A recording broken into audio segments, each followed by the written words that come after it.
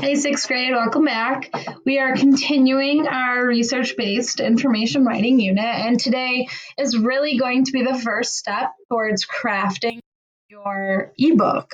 You first have to think about how you want to structure your information ebook before you dive in and kind of set up your graphics and links and all that great stuff. So today's goal is really thinking about what you want your book to look like, right?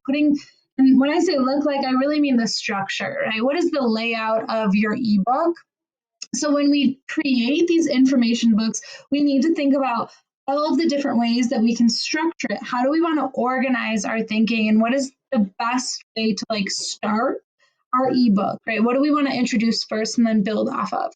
Which was why we took so much time last week on researching and crafting a trail of research, because your trail of research is really going to turn into your table of contents, right? Like, it's a beautiful setup for your table of contents.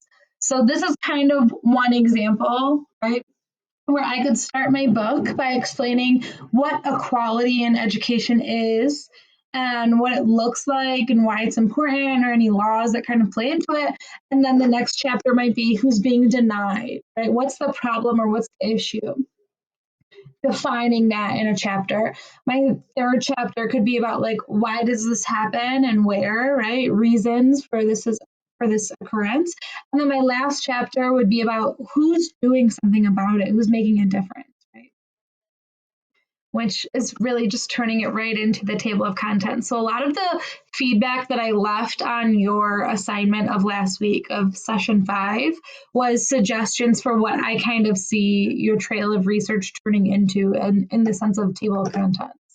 So it doesn't have to stay in the order that you've created. And you might, when you're looking at it, you might be like, oh, this one subtopic in your trail of research might be too much information for one chapter. You might need to break it up.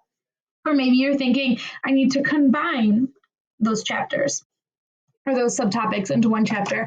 A lot of the feedback I left was kind of saying, I think that these two should be put together, and then you can add in who's doing something about it or what you could do.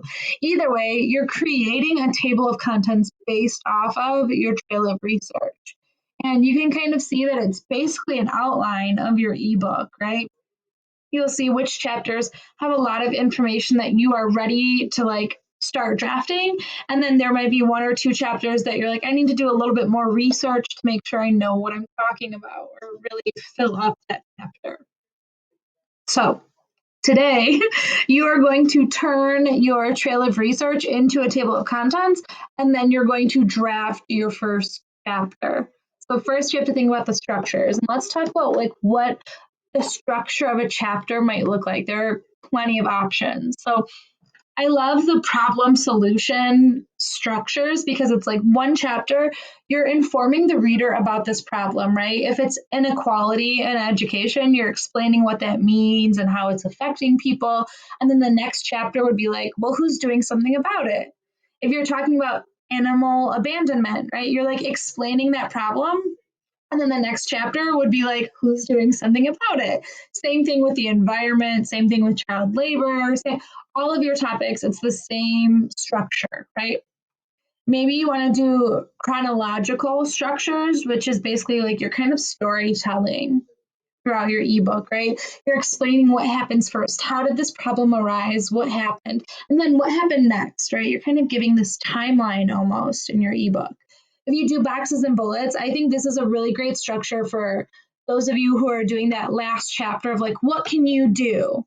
If that's going to be your last chapter of your ebook, boxes and bullets are great, because it's basically saying visit these sources, or get involved with these programs or these people who are also doing something about it, right? It's very just to the point and kind of gives resources to your reader. Classification is basically you kind of defining what you're talking about. So I know a lot of us are doing bullying, and one of the structures for a chapter could be the classification of bullying, meaning different types of bullying.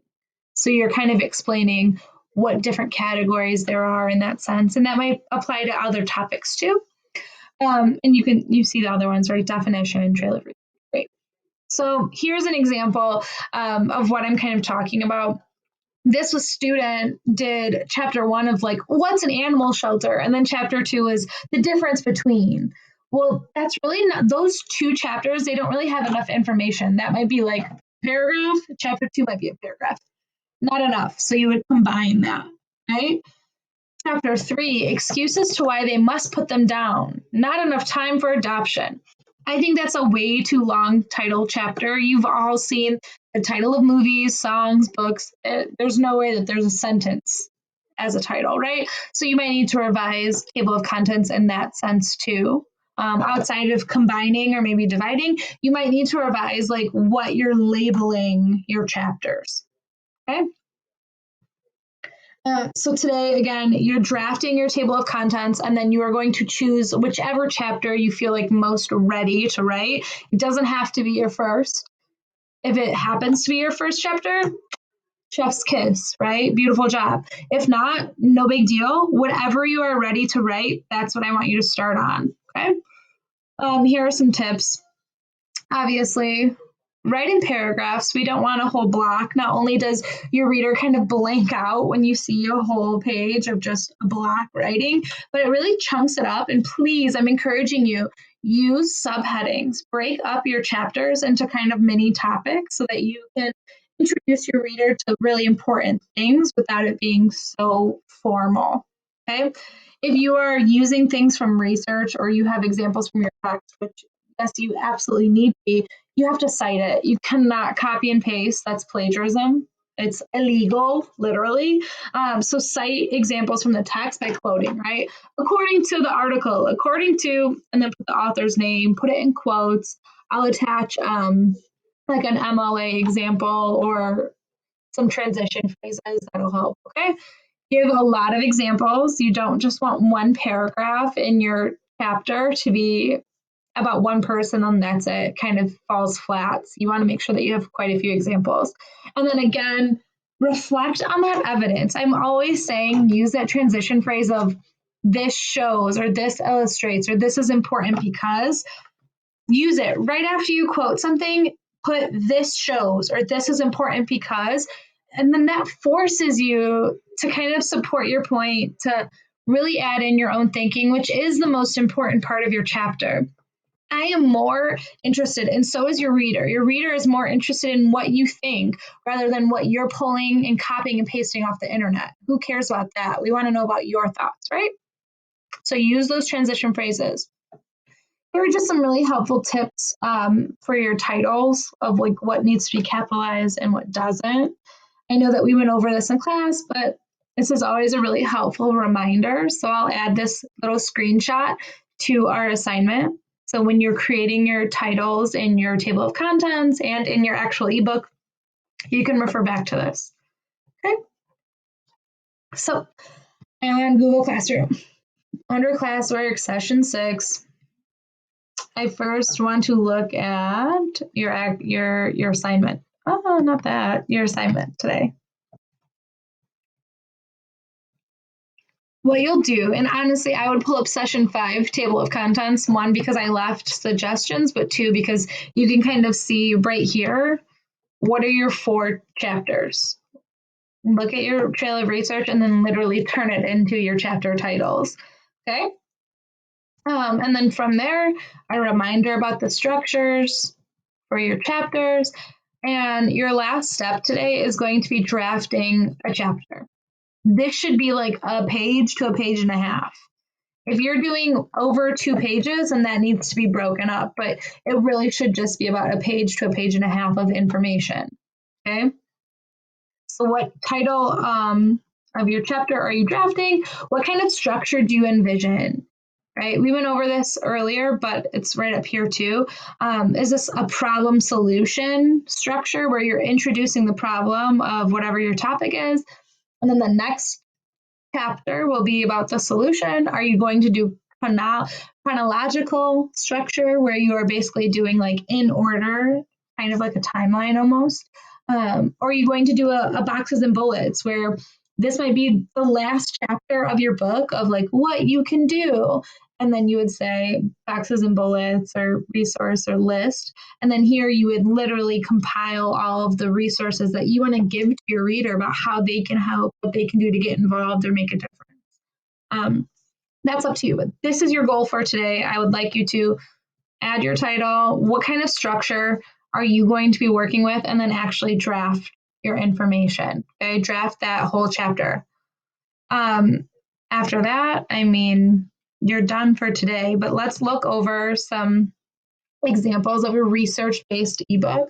So this is a student example. Honestly, I expect a little bit different from us, but we'll talk more about that later. They have their table of contents, and you see how this chapter is kind of presented. Not only is it broken up into paragraphs, they even have some keywords. The titles are there. They have some images. And chapter 1 goes on for 3 pages. But obviously, that amount of writing is broken up, and it would probably equate to 1.5 to 2 pages type. And they have like infographics and really cool pieces that they want to include to kind of break up their writing. You are going to start this actual structure on Wednesday. Today, I just want you to think about what your table of contents is going to look like, and then whatever chapter that you are most ready to draft, that is what you are writing down here. Okay. If you have any questions or concerns, please let me know.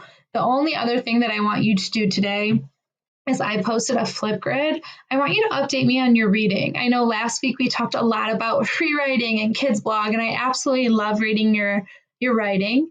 But I also want to know, what are you reading? What are you thinking about? What's kind of coming up in your book? Just give me an update. You'll see more instructions posted on the Flipgrid, but I am so excited to see what you're reading and so excited to see your ebook kind of come to life today. All right, I will talk to you soon.